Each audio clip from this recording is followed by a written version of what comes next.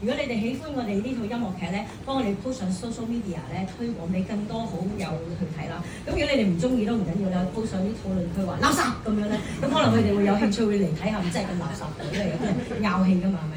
其實咧，我哋嚟緊呢個半月咧，有好多唔同嘅演員將會去演出呢一個咁樣嘅少少嘅角色，而校長嘅年青版。咁而今日打頭炮咧，就係、是、你哋好喜歡嘅 Wendy 詹天文。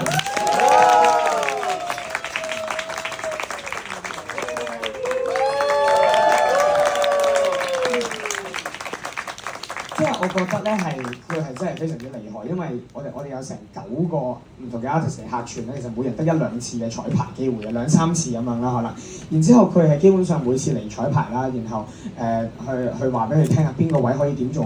啊，聽一次咧佢就可以做到晒出嚟嘅。咁我哋係話有冇機會你可以再嚟做下音樂劇啊？即係我哋都覺得都好適合一個音樂劇嘅舞台咁。咁當然啦，除咗 Wendy 之外咧，其實我哋台上面嘅每一位演員大家見到咧，有一啲可能係由2年半前已經開始加入我哋嘅團隊㗎啦，有一啲就可能上年加入啦，有啲我哋嚟到第3年嘅演出先加入啦。其實好靠佢哋去撐住呢一個戲發生嘅，即係頭先大家睇到一個3個小時嘅演出，但係大家幻想一下，由2年半前開始，其實佢哋每日翻到嚟帶咪啊、試咪啊、warm up 啊，然之後呢個劇場好細嘅，你好似劏房咁樣好